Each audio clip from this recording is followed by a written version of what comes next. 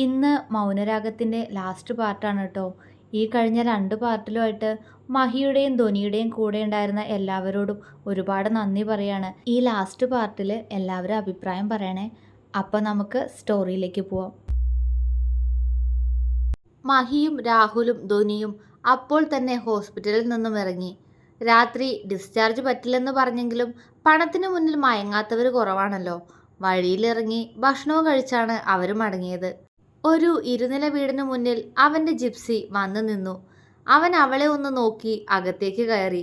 രാഹുലിനൊപ്പം ധ്വനിയും. Calling bell അടിച്ചപ്പോൾ ഒരു സ്ത്രീ വന്ന് വാതിൽ തുറന്നു. അത് മഹിയുടെ അമ്മയാണെന്ന് ധ്വനിക്ക് മനസ്സിലായി. അവരവനെ നോക്കി മുഖം ചുളിച്ചു. കുടിച്ചു കറങ്ങി ഇപ്പോഴെങ്കിലും എത്തിയല്ലോ എൻ്റെ പൊന്നുമോൻ, അവർ പരിഭവത്തോടെ പറഞ്ഞു. മഹി പുഞ്ചിരിയോടെ അവരെ ചേർത്തു പിടിച്ചു. അതിൽ തന്നെ അവരുടെ പരിഭവവും അലിഞ്ഞുപോയി. അപ്പോഴാണ് രാഹുലിൻ്റെ അടുത്ത് നിൽക്കുന്ന പെൺകുട്ടിയെ അവർ കാണുന്നത്. ഇതാരാ? അവർ സംശയത്തോടെ ചോദിച്ചു. ധ്വനി പേടിയോടെ രാഹുലിൻ്റെ പിന്നിലേക്ക് മറഞ്ഞു നിന്നു. അത് കണ്ട് മഹിക്ക് ചിരി വന്നു. അവൻ അമ്മയോട് ധ്വനിയെക്കുറിച്ചുള്ള കാര്യങ്ങളെല്ലാം തന്നെ തുറന്നു പറഞ്ഞു. എല്ലാം കേട്ട് കഴിഞ്ഞതും അവരുടെ ഉള്ളിൽ സങ്കടം നിറഞ്ഞു. അവർ സ്നേഹത്തോടെ ധ്വനിയെ നോക്കി. മോള് വാ, അവർ പുഞ്ചിരിയോടെ അവളെ വിളിച്ചു. അവൾ കണ്ണു നിറച്ചുകൊണ്ട് അവരെ നോക്കി. മഹിയുടെ അമ്മ സാവിത്രി അവളുടെ മുഖം പിടിച്ചു താഴ്ത്തി നെറുകയിൽ ചുംബിച്ചു. അവളുടെ കണ്ണുകൾ നിറഞ്ഞുപോയി. എൻ്റെ മോള് കരയണ്ട, ഇനി ഞങ്ങളൊക്കെ ഉണ്ട് മോൾക്ക് കേട്ടോ. അവർ പറഞ്ഞപ്പോൾ അവൾ കണ്ണുനീരിനിടയിലും അവരെ നോക്കിയൊന്ന് പുഞ്ചിരിച്ചു. അവർ രാഹുലിനെ നോക്കി ഒന്ന് ചിരിച്ച് അവളെ കൊണ്ട് അവരുടെ മുറിയിലേക്ക് പോയി അവരുടെ ഒരു സാരി അവൾക്ക് നൽകി. അവൾ നിറഞ്ഞ കണ്ണോടെ അവരെ പുണർന്നു. മോള് പോയി ഈ വസ്ത്രം മാറി വാ, മോൾക്കുള്ള വസ്ത്രം നമുക്ക് നാളെ വാങ്ങിക്കാട്ടോ. അവർ പറഞ്ഞപ്പോൾ അവൾ തല കുലുക്കി അവർ പറഞ്ഞു കൊടുത്ത ബാത്റൂമിലേക്ക് നടന്നു. എന്നാൽ ഹാളിൽ നിന്നും അവളെ തന്നെ നോക്കി നിൽക്കുന്ന മഹിയെ രാഹുലും സാവിത്രി അമ്മയും കാണുന്നുണ്ടായിരുന്നു. രാഹുൽ മഹിയെ പിടിച്ച് സോഫയിൽ വന്നിരുന്നു. അമ്മയുടെ കണ്ണുകളിൽ സന്തോഷമായിരുന്നു. എന്താ നിന്റെ മനസ്സിൽ? രാഹുൽ ചോദിച്ചു. അറിയില്ല, മഹി പെട്ടെന്ന് മറുപടിയും പറഞ്ഞു. പ്രണയാണോ അവളോട്? രാഹുൽ ചോദിച്ചു. അറിയില്ലടാ എനിക്ക്. പക്ഷേ എന്തോ ഒന്ന് അവളിലേക്ക് എന്നെ അടുപ്പിക്കുന്നത് പോലെ. അവൾ ആദ്യം കണ്ടപ്പോഴേ അങ്ങനെ എന്തോ ഒരു ഫീല്. അത് മറച്ചു പിടിക്കാനാ അവളോട് ദേഷ്യം കാണിച്ച്. മഹി പറഞ്ഞപ്പോൾ രാഹുൽ ചിരിച്ചു. ഇതാണ് പ്രണയം, രാഹുൽ പറഞ്ഞു. മഹി ഞെട്ടലോടെ അവനെ നോക്കി. രാഹുൽ ചിരിച്ചുകൊണ്ട് പുറത്തേക്ക് പോയി. മഹിയുടെ വീടിൻ്റെ അപ്പുറത്ത് തന്നെയാണ് രാഹുലിൻ്റെയും വീട്. മഹി മുകളിലെ തൻ്റെ റൂമിലേക്ക് നടന്നു. അപ്പോഴും അമ്മയുടെ റൂമിൽ അവൻ അവളെ തിരഞ്ഞു. ധ്വനി അന്ന് ആ അമ്മയുടെ നെഞ്ചിലെ ചൂട് പറ്റി ഉറങ്ങി. ഇതിനോടകം ധ്വനിയെ അവർ സ്വന്തം മകളെ പോലെ കാണാൻ തുടങ്ങിയിരുന്നു. അത്രത്തോളം അവർക്ക് അവളെ ഇഷ്ടമായിരുന്നു. ഇതിനിടയിൽ അവൾ അറിഞ്ഞു മഹിയുടെ 22-ാം വയസ്സിൽ അറ്റാക്കിൻ്റെ രൂപത്തിൽ അവൻ്റെ അച്ഛൻ പോയത്. പിന്നീട് അവൻ ചെയ്യാത്ത ജോലികളില്ല. ഇപ്പോൾ ബിസിനസ് നടത്തുകയാണ് രാഹുലും മഹിയും കൂടി. അവരുടെ സമ്പാദ്യത്തിൽ നിന്നും പിന്നെ അച്ഛൻ്റെ കുറച്ച് പ്രോപ്പർട്ടീസ് വെച്ചും തുടങ്ങിയ ഒരു കുഞ്ഞു ബിസിനസ്. ഇന്നത് അത്യാവശ്യം നന്നായി തന്നെ പോകുന്നുണ്ട്. ഒരനിയനുണ്ട്, പേര് അശ്വിൻ. ആളൊരു അധ്യാപകനാണ്. അവനെക്കുറിച്ചും സാവിത്രി അമ്മ വാതോരാതെ പറയുന്നുണ്ട്. പിറ്റേന്ന് കണ്ടു ആളെ. ഒരുപാട് സംസാരിക്കുന്ന പ്രകൃതാണ്. എനിക്ക് സംസാരിക്കാൻ കഴിയില്ല എന്നറിഞ്ഞപ്പോൾ ആൾക്കൊരു സങ്കടം പോലെ. പിന്നെ പെട്ടെന്ന് ഓക്കെയായി എന്നെ സന്തോഷിപ്പിക്കാൻ ഓരോന്ന് പറഞ്ഞുകൊണ്ടിരുന്നു.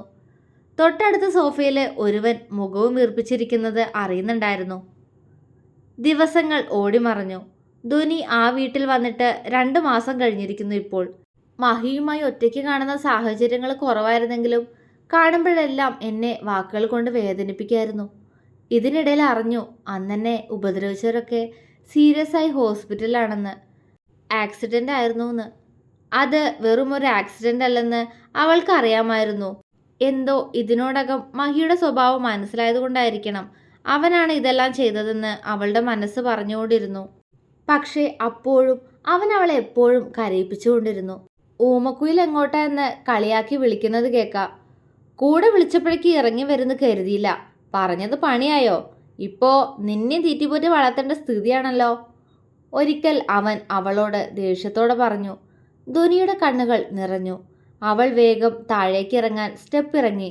അവൻ അവളുടെ കയ്യിൽ പിടിച്ചു വെച്ചു. ധ്വനി അവനെ ദേഷ്യത്തോടെ നോക്കി. അവൻ അവളെ കയ്യിൽ പിടിച്ച് അവനടുത്തേക്ക് അടുപ്പിച്ചു. അവന്റെ പെട്ടെന്നുള്ള നീക്കത്തിൽ ധ്വനി ഭയന്നുപോയിരുന്നു. ഇവിടെ വെറുതെ ഉണ്ടുറങ്ങി കഴിയാന്ന് കരുതിയോ? നമുക്കൊന്ന് കൂടണ്ടേ? അവൻ അവളെ മൊത്തത്തിൽ ഒഴിഞ്ഞു നോക്കിക്കൊണ്ട് വശ്യമായി ചോദിച്ചു. അവന്റെ ശബ്ദത്തിലെ മാറ്റം തിരിച്ചറിഞ്ഞതുപോലെ ധ്വനി അവനെ മിഴിച്ചു നോക്കി. നീ ഒരുപാട് സുന്ദരിയാ. അവന്റെ ശബ്ദം ആർദ്രമായി. അവൾ തല താഴ്ത്തി. അവന്റെ മുഖത്ത് കള്ളച്ചിരി വിരിഞ്ഞു. കണ്ണിൽ പ്രണയം നിറഞ്ഞു. അതെ, മഹിക്ക് അവന്റെ ഊമക്കുയിലിനോട് പ്രണയമാണ്. അവന്റെ മനസ്സ് മന്ത്രിച്ചു. അവനത് മറച്ച് അവളുടെ മുഖം പിടിച്ചുയർത്തി. അവൾ അവനെ കണ്ണുകൾ ഉയർത്തി നോക്കി. എനിക്ക് ലാഭമില്ലാത്ത ഒരു ബിസിനസ്സും ഞാൻ ചെയ്യില്ല. ഇന്നോളം ചെയ്തിട്ടുമില്ല. നിന്റെ കാര്യത്തിലും എനിക്കൊരു നഷ്ടക്കച്ചവടത്തിന് താല്പര്യമില്ല. അവൻ അവളുടെ പൂച്ചക്കണ്ണുകളിൽ നോക്കി എന്തോ ഒരു വല്ലാത്ത ഭാവത്തോടെ പറഞ്ഞു. നിന്നെ മൊത്തത്തിൽ എനിക്ക് വേണം. ഏത് വിധേനയും ഞാൻ നിന്നെ സ്വന്താക്കിയിരിക്കും. അവൻ സ്വയം ചുണ്ട് കടിച്ചുകൊണ്ട് അവളോട് പറഞ്ഞു. ആ നിമിഷം അവളുടെ സകല നിയന്ത്രണങ്ങളും വിട്ടുപോയിരുന്നു. അടുത്ത നിമിഷം അവളുടെ കൈകൾ അവന്റെ മുഖത്ത് പതിഞ്ഞു കഴിഞ്ഞു. മഹി ഞെട്ടി. പെട്ടെന്ന് അവന്റെ കണ്ണിൽ ദേഷ്യം നിറഞ്ഞു. അവൻ അവളുടെ കവിളിൽ കുത്തിപ്പിടിച്ചു. ഡീ, നീ എന്നെ തല്ലിയല്ലേ? അവൻ അലറി. ധ്വനി പകച്ചുകൊണ്ട് അവനെ നോക്കി. പെട്ടെന്ന് അവൻ പറയുന്നത് കേട്ടപ്പോൾ അവളുടെ നിയന്ത്രണം വിട്ടുപോയതാണ്. അവൾ അവനെ പേടിയോടെ നോക്കി. അവന്റെ മുഖം ദേഷ്യം കൊണ്ട് ആകെ ചുവന്നു കയറിയിട്ടുണ്ട്. നീ ഇപ്പൊ തല്ലിയ അതേ കവിളില് നിന്നെക്കൊണ്ട് ഞാൻ തലോടിപ്പിച്ചിരിക്കും. മഹിയ പറയുന്നേ. അവൻ ദേഷ്യത്തോടെ പറഞ്ഞ് അവളിൽ നിന്നും കൈയെടുത്തു. അവൾ നിറഞ്ഞ കണ്ണുകളോടെ അവനെ നോക്കി താഴേക്ക് ഓടിയിറങ്ങി റൂമിൽ കയറി വാതിൽ വലിച്ചടച്ചു. അതുവരെയും ദേഷ്യം കൊണ്ട് വിറച്ചു നിന്ന മഹിയുടെ മുഖത്തെ ദേഷ്യം മാറി അവിടെ ആരെയും മയക്കുന്നൊരു കള്ളച്ചിരി വിരിഞ്ഞുപോയി. അവൾ അടിച്ച കവിളിൽ അവൻ തലോടി. അപ്പോ പെണ്ണിന് ദേഷ്യമൊക്കെ വരും. ദേഷ്യം വരുമോന്ന് ടെസ്റ്റ് ചെയ്തത് കുറച്ച് കൂടിപ്പോയോ ഈശ്വര? അണപ്പല്ല് ഇളകിയെന്നാ തോന്നുന്നേ. അവൻ താടി അങ്ങോട്ടും ഇങ്ങോട്ടും ഇളക്കി. ശരിയാക്കി തരാടി കാന്താരി നിന്നെ ഞാൻ. ഇനി കാത്തിരിക്കാൻ വയ്യ പെണ്ണെ എനിക്ക്. നീ എന്നെ നോക്കാതിരിക്കുമ്പോൾ നെഞ്ച് നീറുക. എനിക്ക് വേണം നിന്നെ. അവൻ പുഞ്ചിരിയോടെ മനസ്സിൽ പറഞ്ഞ് ഓഫീസിലേക്ക് പോയി. റൂമിലെത്തിയ ധ്വനി കരയുകയായിരുന്നു. എന്താ മഹിയേട്ടൻ എന്നോടിങ്ങനെ? എന്നെ ഇഷ്ടല്ലല്ലേ? അപ്പോൾ എന്നെ ഇങ്ങോട്ട് കൊണ്ടുവന്നത് വെറും സഹതാപം കൊണ്ടായിരുന്നോ? അവൾ മനസ്സിൽ പറഞ്ഞു കരഞ്ഞുകൊണ്ടിരുന്നു. അല്ലെങ്കിലും ഈ മിണ്ടാപ്രാണിയോട് എങ്ങനെ പ്രണയം തോന്നാനാ? അർഹതയില്ലാന്ന് അറിഞ്ഞിട്ടും എപ്പോഴോ താൻ കൊതിച്ചിരുന്നില്ലേ ആ സ്നേഹം? പക്ഷെ ഇന്ന് ആ കണ്ണുകളിൽ എന്നോട് എന്ത് വികാരമായിരുന്നു? അന്ന് അവന്മാരുടെ കണ്ണിൽ കണ്ട വികാരമായിരുന്നില്ല, അതിനപ്പുറം വേറെ എന്തോ. അവൾ ചിന്തിച്ചുകൊണ്ടിരുന്നു. ഉത്തരം കിട്ടാത്ത ഒരുപാട് ചോദ്യങ്ങൾ. പക്ഷേ ഒന്നു മാത്രം അവൾക്കറിയാം. അവൾക്ക് മഹിയെ ഒരുപാട് ഇഷ്ടമാണ്. അവൻ തന്നോട് പറഞ്ഞ കാര്യങ്ങളെല്ലാം ഓർക്കവേ അവളുടെ കണ്ണുകൾ വീണ്ടും വീണ്ടും നിറഞ്ഞു പോകുന്നു. വൈകുന്നേരം രാഹുലിൻ്റെ കൂടെ അവൻ്റെ ഭാര്യ ലയയും കണ്ണൻ മോനും വന്നിരുന്നു. മോന് ധ്വനിയെ നല്ല ഇഷ്ടമാണ്. അവളെ കണ്ട ഉടനെ കണ്ണൻ അവളുടെ ദേഹത്തേക്ക് ചാഞ്ഞു. അവനെ എടുത്ത് അവൾ അടുക്കളയിലേക്ക് നടന്നു. എന്നാൽ സോഫയിൽ അവളെ നോക്കിയിരുന്ന മഹിയുടെ നോട്ടം എപ്പോഴോ അവളുടെ ധാവണിക്കിടയിലൂടെ അവളുടെ വയറിലേക്ക് പോയിരുന്നു. അന്ന് കണ്ട അവളുടെ പൊക്കിൾ ചുഴിയുടെ അടുത്തുള്ള മറുക് കാണാൻ അവന് ആഗ്രഹം തോന്നി. എത്രയൊക്കെ വേണ്ടെന്ന് വെച്ചിട്ടും അവൻ്റെ കണ്ണുകൾ വീണ്ടും വീണ്ടും അവിടേക്ക് തന്നെയാണ് പോകുന്നത്. അറിയാതെ ധ്വനി പെട്ടെന്ന് അവനെ തിരിഞ്ഞു നോക്കി. അത് കണ്ട് ഒന്ന് വെപ്രാളപ്പെട്ടെങ്കിലും അവൻ പെട്ടെന്ന് അവളുടെ വയറ്റിൽ നിന്നും നോട്ടം മാറ്റി. ധ്വനി അത് വ്യക്തമായി കണ്ടിരുന്നു. അവളുടെ മുഖത്തേക്ക് ദേഷ്യം ഇരച്ചു കയറി. അവൾ അവനെ ദേഷ്യത്തോടെ നോക്കി ധാവണി നേരെയിട്ടു. അത് കണ്ട് മഹി പുച്ഛിച്ചു. ധ്വനി അടുക്കളയിലേക്ക് പോയി. ചുണ്ടിൽ വിരിഞ്ഞ കള്ളച്ചിരിയോടെ മഹി നേരെ നോക്കിയപ്പോഴാണ് ഹാളിലിരിക്കുന്ന എല്ലാവരും അവനെ തന്നെ നോക്കിയിരിക്കുന്നത് അവൻ കണ്ടത്. അവൻ്റെ മുഖം പെട്ടെന്ന് ഇഞ്ചി കടിച്ചതുപോലായിപ്പോയി. അത് കണ്ട് രാഹുൽ അടക്കി ചിരിച്ചു. മഹി അവനെ തറപ്പിച്ചു നോക്കിയതും അവൻ പെട്ടെന്ന് ചിരി നിർത്തി. പക്ഷേ ആ സമയം എല്ലാവരുടെ ചുണ്ടിലും ഒരു പുഞ്ചിരിയുണ്ട്. അവൻ അവരെയെല്ലാം നോക്കി ഇളിച്ചു കാണിച്ചു. അവൻ്റെ ചമ്മിയ മുഖം കണ്ട് എല്ലാവരും ചിരിച്ചുപോയി. എനിക്ക് ധ്വനിയെ വിവാഹം കഴിക്കണം, അതും നാളെ തന്നെ. അവൻ്റെ ശബ്ദം ആ വീട്ടിൽ മുഴങ്ങിക്കേട്ടു. ചായ കൊണ്ട് അങ്ങോട്ട് വന്ന ധ്വനി അവനെ കണ്ണും മിഴിച്ച് നോക്കിപ്പോയി. അശ്വിൻ വായും തുറന്നിരുന്നു. ഏട്ടന് ഇങ്ങനൊരു ഇഷ്ടം അവളോടുണ്ടെന്ന് അവന് തോന്നിയിരുന്നു. പക്ഷേ ഇത്ര പെട്ടെന്നത് തുറന്നു പറയുമെന്ന് അവൻ കരുതിയിരുന്നില്ല. അവൻ്റെ അമ്മ ആദ്യമൊന്ന് ഞെട്ടിയെങ്കിലും പിന്നീട് അവനോടായി പറഞ്ഞു, മോനെ, കുറച്ച് ദിവസത്തെ സാവ പറ്റില്ല. നാളെ എന്നൊരു ദിവസം ഉണ്ടെങ്കിൽ ധ്വനി അവൾ എൻ്റേതായിരിക്കണം. അവർ പറഞ്ഞു മുഴുവനാക്കും മുന്നേ അവൻ ഉറപ്പിച്ചു പറഞ്ഞുകൊണ്ട് മുകളിലേക്ക് പാഞ്ഞുപോയി. പകപ്പോടെ നോക്കി നിൽക്കുന്ന അവളെ ഒന്ന് നോക്കി പേടിപ്പിക്കാനും അവൻ മറന്നില്ല. അവൻ താനടിച്ചതിനുള്ള പ്രതികാരം തീർക്കുകയാണെന്ന് ധ്വനിക്ക് തോന്നി. തൻ്റെ പ്രണയം തോറ്റുപോയോ? അവളുടെ ഉള്ളം വിങ്ങി. മഹേശ്വർ എന്ന പേരുകൊത്തിയ താലിയുമണിഞ്ഞ് കയ്യിൽ പാലുമായി വിറയ്ക്കുന്ന കാലുകളോടെ ധ്വനി അവൻ്റെ റൂമിലേക്ക് നടന്നു. അവരുടെ വിവാഹമായിരുന്നു ഇന്ന്. അവളുടെ നിറയെ മുത്തുകളുള്ള കൊലുസിൻ്റെ ശബ്ദം അവിടെ നിറഞ്ഞു നിന്നു. ചാരിയിട്ട വാതിൽ അവൾ പതിയെ തുറന്നു. കട്ടിലിൽ ഫോണിൽ നോക്കിയിരിക്കുന്ന അവൻ അവളെ തലയുയർത്തി നോക്കി. അവൾ അവനെ പേടിയോടെ നോക്കി. അത് കാണെ അവൻ അവളെ പുച്ഛിച്ചു നോക്കിക്കൊണ്ട് ഫോൺ മാറ്റിവെച്ച് ബെഡിൽ നിന്നും ഇറങ്ങി അവൾക്കടുത്തേക്ക് നടന്നു. അവൻ അവളുടെ മുന്നിലെത്തിയതും അവൾ വേഗം സൈഡിലേക്ക് മാറിക്കൊടുത്തു. അവൾ തല താഴ്ത്തി നിൽക്കുകയാണ്. അവൻ വാതിൽ അടച്ചു കുറ്റിയിട്ടു. അത് കണ്ട് അവൾ ഞെട്ടി അവനെ നോക്കി. എന്താ, എൻ്റെ ഊമക്കുയിൽ മറന്നോ? ഇന്ന് നമ്മുടെ ഫസ്റ്റ് നൈറ്റ് അല്ലേ? അപ്പോൾ വാതിലിങ്ങനെ തുറന്നിട്ടാലെങ്ങനെയാ? അവൻ വല്ലാത്തൊരു ചിരിയോടെ പറഞ്ഞു. അവൾക്ക് പേടി കൊണ്ട് കൈ വിറയ്ക്കാൻ തുടങ്ങിയിരുന്നു. അപ്പോഴും അവൾ അവൻ്റെ കണ്ണിൽ തന്നോടുള്ള പ്രണയം തിരഞ്ഞു. ഇല്ല, അവിടെ ദേഷ്യം മാത്രമാണ്. അവളുടെ കണ്ണുകൾ നിറഞ്ഞു. തല താഴ്ന്നു. അവൻ അവളുടെ കയ്യിൽ നിന്നും പാല് വാങ്ങി പകുതി കുടിച്ച് അവൾക്ക് നേരെ ഗ്ലാസ് നീട്ടി. അവൾ നിറഞ്ഞ കണ്ണോടെ അവനെ നോക്കി. കുറച്ചു കഴിഞ്ഞ് ഞാൻ തന്നെ കരയിപ്പിച്ചോളാം നിന്നെ. അല്ലാതെ നിന്റെ കണ്ണ് നിറയരുത്, അവൻ ഗൗരവത്തോടെ പറഞ്ഞു. അവൾ പേടിയോടെ കണ്ണുകൾ തുടച്ച് അവനെ നോക്കി. സ്മൈൽ, അവൻ അവളെ നോക്കി പറഞ്ഞു. അവൾ അവനെ നോക്കി ചിരിക്കാൻ ശ്രമിച്ചു. അത് കണ്ട് അവന് വേദന തോന്നിയെങ്കിലും അവനത് പുറത്ത് കാണിച്ചില്ല. അവൻ അവൾക്ക് നേരെ പാല് നീട്ടി. അവൾ കുറച്ചു കുടിച്ച് അത് കയ്യിൽ പിടിച്ചു. അവൻ ഗ്ലാസ് അവളുടെ കയ്യിൽ നിന്നും വാങ്ങി ടേബിളിൽ വെച്ചു. ധ്വനി മഹിയെ തന്നെ നോക്കി നിന്നു. അവൻ അവൾക്കടുത്തേക്ക് വന്നു. അവൻ്റെ വിരലുകൾ അവളുടെ ചുണ്ടിൻ്റെ കോണിൽ അമർന്നു. അവൾ അവനെ വിറയലോടെ നോക്കി. അവളുടെ ചുണ്ടിൻ്റെ കോണിൽ പറ്റിപ്പിടിച്ചിരിക്കുന്ന പാലിൻ്റെ അംശം അവൻ വായിലാക്കി. അവളുടെ ശരീരം ഒന്നാകെ വിറച്ചുപോയി. പെട്ടെന്ന് അവൻ അവളെ രണ്ട് കൈകളിലുമായി കോരിയെടുത്തു. അവളുടെ കണ്ണുകൾ നിർത്താതെ പെയ്തു. പക്ഷേ അവൾ അവനെ എതിർത്തില്ല. അവൾ അങ്ങനെ തന്നെ അവൻ്റെ നെഞ്ചിലേക്ക് ചാഞ്ഞ് നിശബ്ദമായി തേങ്ങി. അവളുടെ കണ്ണുനീർ അവൻ്റെ നെഞ്ചിനെ നനച്ചുകൊണ്ടിരുന്നു. അവൻ അവളുമായി കട്ടിലിൽ കയറിയിരുന്ന് അവളെ അവൻ്റെ കൈകളിലേക്ക് ചായച്ചു കിടത്തി.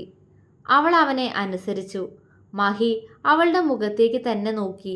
ധ്വനി കണ്ണുകൾ ഇറുക്കി അടച്ച് കിടക്കുകയാണ്. അവളുടെ കണ്ണുകൾ അപ്പോഴും നിർത്താതെ പെയ്യുന്നുണ്ട്. അത് കണ്ട് അവൻ്റെ നെഞ്ച് വിങ്ങി. ഊമക്കുയിൽ കരയാണോ? അവൻ ഉള്ളിലൊളിപ്പിച്ച കുസൃതിയോടെ പുറമെ ഗൗരവത്തോടെ ധ്വനിയോട് ചോദിച്ചു. അവൾ കണ്ണുകൾ തുറക്കാതെ തന്നെ അല്ല എന്ന് തല ചലിപ്പിച്ചു. അവന് വേദന തോന്നി. ഞാൻ പറഞ്ഞില്ലേ, എനിക്ക് ലാഭം കിട്ടാത്ത ഒരു പണിയും ഞാൻ ചെയ്യില്ലാന്ന്. ഇപ്പോൾ എൻ്റെ ലാഭമല്ലേ ഈ കിടക്കുന്നേ? അവൻ ചോദിച്ചു. അവളിൽ നിന്നൊരു തേങ്ങൽ പുറത്തു വന്നു. അവൻ്റെ കണ്ണ് നിറഞ്ഞു. ഈ ശരീരം ഞാൻ സ്വന്താക്കിക്കോട്ടെ? ശരീരം മാത്രം? അവൻ ചോദിച്ചു. അവൾ കണ്ണുകൾ തുറന്ന് അവനെ വേദനയോടെ നോക്കി. പറയേ, എനിക്ക് വേണം. നീയായിട്ട് തന്നാ നിനക്ക് വേദനിക്കേണ്ടി വരില്ല, അവൻ ഗൗരവത്തോടെ പറഞ്ഞു. പറ, ഞാൻ എടുത്തോട്ടെ? അവൻ വീണ്ടും ചോദിച്ചു. അവൾ വേദനയോടെ ശരിയെന്ന് തല ചലിപ്പിച്ചു. അവൻ്റെ മുഖം അവളുടെ മുഖത്തേക്ക് അടുത്തു വന്നു. ധ്വനി വിറയലോടെ കണ്ണുകൾ ഇറുക്കി അടച്ചു. പൊന്ന, അവൻ അവളുടെ ചെവിക്കരികിൽ പോയി ആർദ്രമായി അവളെ വിളിച്ചു. ധ്വനി ഞെട്ടി കണ്ണുകൾ തുറന്നു. അവൻ്റെ മുഖം അവളുടെ മുഖത്തേക്ക് ഉയർന്നു വന്നു. പൊന്ന, അവൻ വീണ്ടും വിളിച്ചു. ധ്വനി അപ്പോഴും അവനെ പകപ്പോടെ മിഴിച്ചു നോക്കുകയാണ്. പൊന്ന, എന്താടാ, പേടിച്ചുപോയോ? അവൻ ആർദ്രമായി ചോദിച്ചു. അവളുടെ കണ്ണുകൾ നിറഞ്ഞു. അവൾ നിറഞ്ഞ കണ്ണുകൾ അമർത്തി തുടച്ച് അവൻ്റെ കണ്ണിലേക്ക് നോക്കി. അവിടെ കടലാഴങ്ങളോളം നിറഞ്ഞു നിൽക്കുന്ന പ്രണയം കാണെ അവൾ അവനെ പകച്ചു നോക്കി. അവൻ അവളെ എടുത്തുയർത്തി അവൻ്റെ നെഞ്ചോട് ചേർത്ത് കെട്ടിപ്പിടിച്ചു. പൊന്നെ, പേടിച്ചു നീ? ഞാൻ സ്നേഹിച്ചത് നിന്റെ ശരീരത്തെയാണെന്ന് കരുതിയോ? അവൻ അവളുടെ പൂച്ചക്കണ്ണിലേക്ക് നോക്കി ആർദ്രമായി ചോദിച്ചു. അവൾ തേങ്ങലോടെ അല്ല എന്ന് തല ചലിപ്പിച്ചു. ഈ മഹേശ്വറിൻ്റെ പ്രണയമാണ് പെണ്ണെ നീ, എൻ്റെ പ്രാണൻ. ഞാൻ സ്നേഹിച്ചത് നിന്നെ മാത്രം, അവൻ പ്രണയത്തോടെ പറഞ്ഞു. അവൾ തേങ്ങിക്കൊണ്ട് അവനെ കെട്ടിപ്പിടിച്ചു. അവൻ അവളുടെ തോളിൽ തട്ടിക്കൊടുത്തു. ഇനി കരയില്ല പൊന്നെ, നിന്നെ ആദ്യം കണ്ടതു മുതലേ ഒരു കുഞ്ഞിഷ്ടം ഉണ്ടായിരുന്നുടാ. അത് മറച്ചു പിടിക്കാനാ ദേഷ്യം കാണിച്ച്. പിന്നെ എനിക്ക് മുന്നേ ഒരു കുട്ടി ഇഷ്ടമായിരുന്നു എന്ന് നിനക്കറിയാലോ. എല്ലാം കൊണ്ടും എൻ്റെ ഇഷ്ടം പറയണ്ടെന്ന് കരുതിയതായിരുന്നു ഞാൻ. പക്ഷേ ഇവിടെ വന്നപ്പോൾ നീ അശ്വിൻ്റെ കൂടെ മാത്രമായപ്പോൾ എനിക്ക് എന്ത് വിഷമായിരുന്നോ. അതല്ലേ ഞാൻ നിന്നോട് വെറുതെ ദേഷ്യപ്പെട്ടുകൊണ്ടിരുന്നേ. അങ്ങനെയെങ്കിലും നീ എന്നെ ഒന്ന് നോക്കാൻ വേണ്ടിയാ, അവൻ അവളുടെ ചെവിയിൽ ചുംബിച്ചുകൊണ്ട് പറഞ്ഞു. അവൾ ഇക്കിളി കൊണ്ട് തല വെട്ടിച്ചു.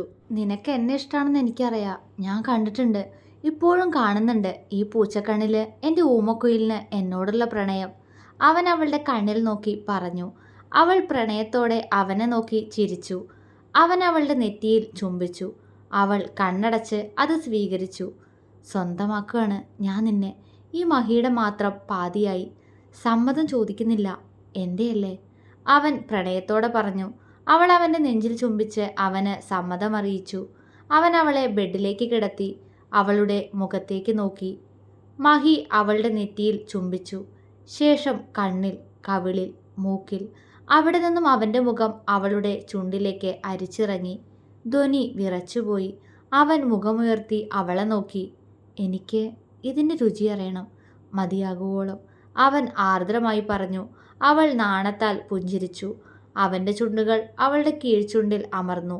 അവൾ അവൻ്റെ മുടിയിൽ അമർത്തിപ്പിടിച്ചു. അവൻ അവളുടെ ചുണ്ടുകളെ അവൻ്റെ ചുണ്ടുകൾ കൊണ്ട് വിടർത്തി അവളുടെ കീഴ്ചുണ്ടിനെ കടിച്ചു നുണയാൻ തുടങ്ങി.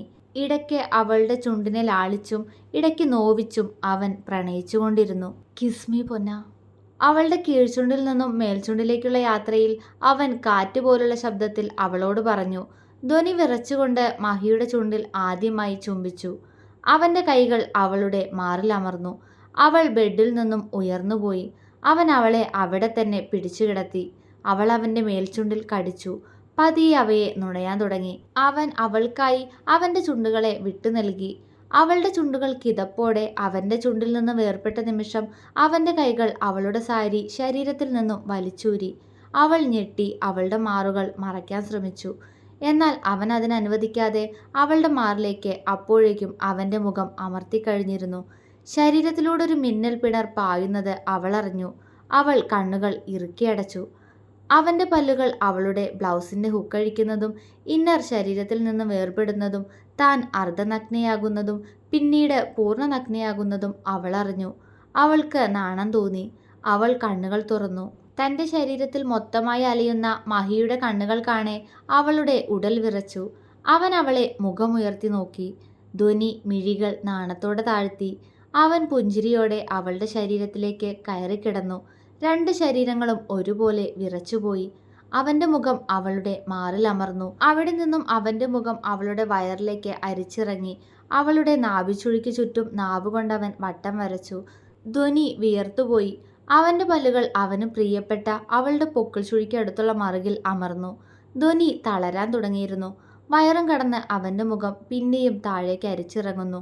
അവളുടെ കൊലുസിൽ ചുംബിച്ചുകൊണ്ട് അവൻ അവൻ്റെ ശരീരത്തിലെ വസ്ത്രം മുഴുവൻ അഴിച്ചുമാറ്റി അവളിലേക്ക് അമർന്നു.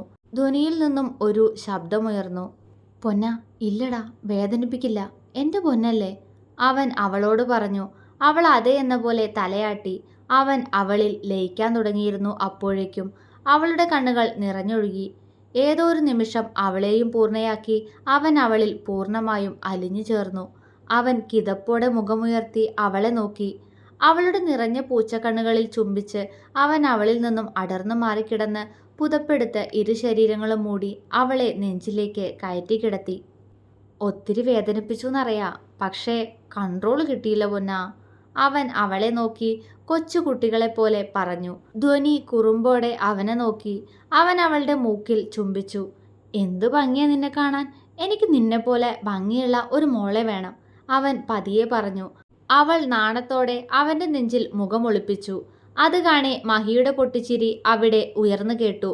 ഇനിയെന്നും മഹിയും അവൻ്റെ മാത്രം ഊമക്കുയിലും അവസാനിച്ചു.